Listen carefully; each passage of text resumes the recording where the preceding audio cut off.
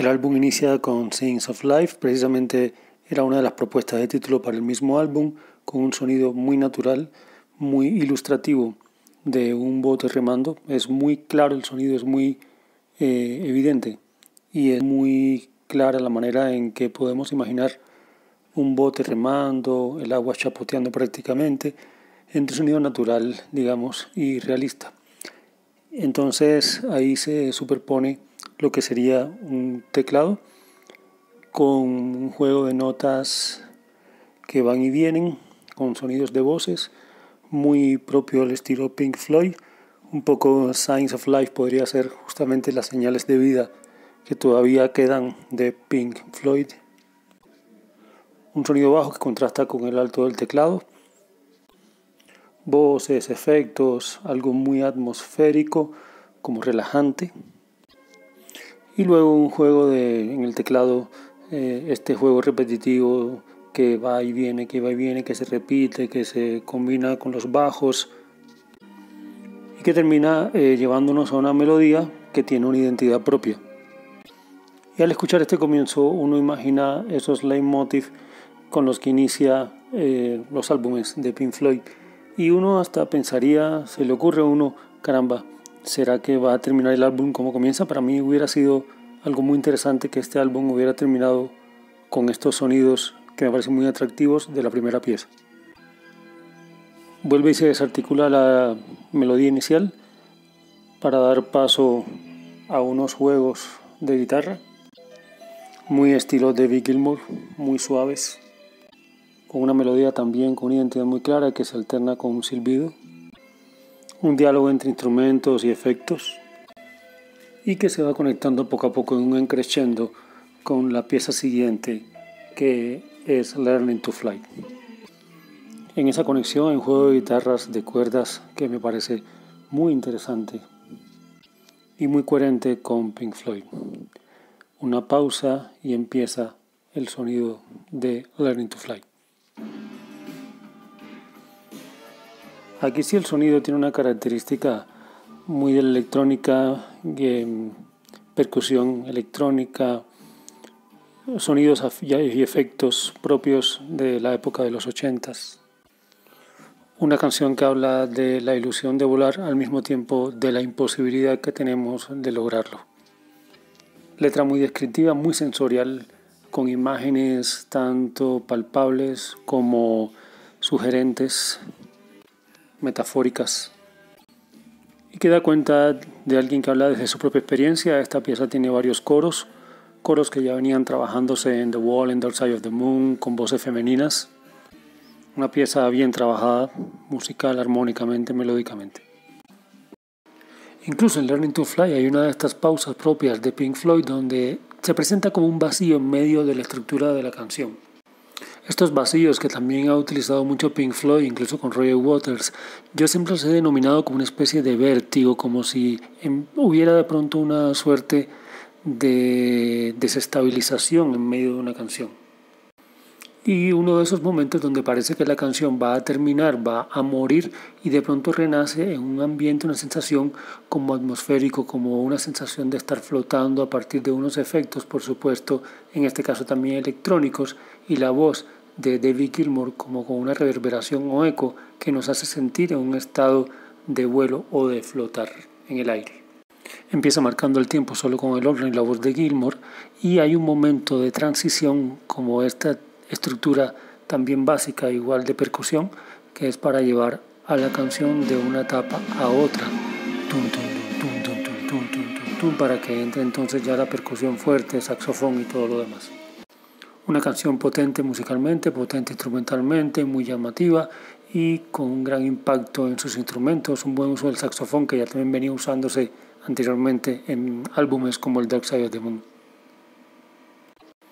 Con cambios rítmicos, momentos de variación en la melodía, en la música, algunos juegos incluso que recordarían un poquito a Money, y un cierre que al tiempo que es cortante se une, se enlaza directamente, sin ningún tipo de separación en silencio, a un sonido experimental, incluso con unos elementos casi de reloj, que nos recuerda un poco a Time, que va a ser la introducción para enlazar precisamente el puente para enlazar lo que es Dogs of War con One Sleep.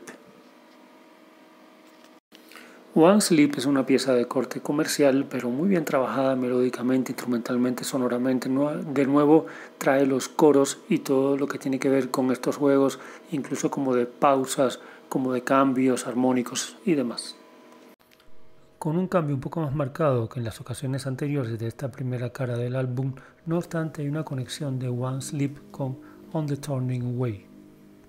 En este caso la conexión entre One Sleep y On the Turning Away está dada por un silencio, una primera pausa muy interesante como una especie de vacío, la voz de David Gilmour muy suave, el acompañamiento detrás, para después entrar con una guitarra acústica que para mí funciona muy bien.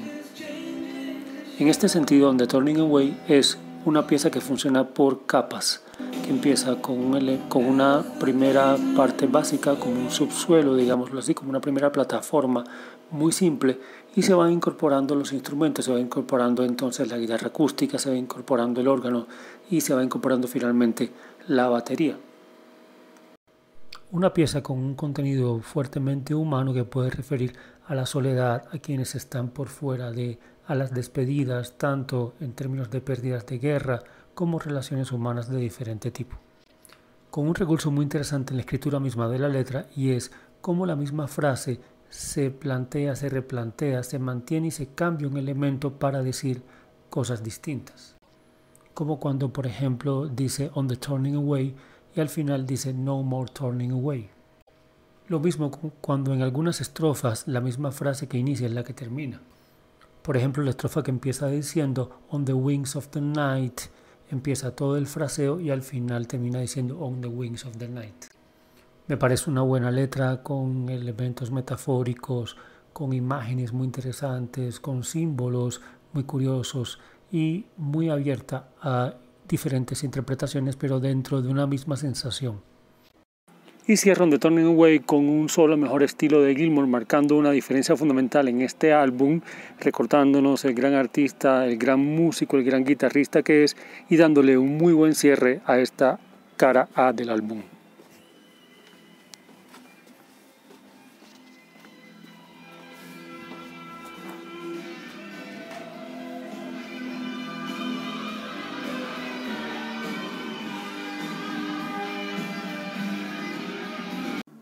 El lado B comienza con Yet Another Movie, que es un demo que se grabó para Final Cut, pero que no fue utilizado.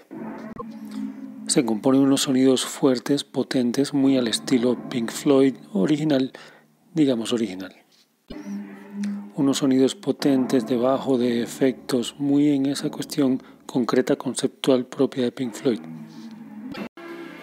Yet Another Movie se conecta con Round and Around, una pieza con sonidos interesantes, sí con cierto corte de base comercial, pero con acercamientos, exploraciones, experimentaciones que son para mí muy llamativas.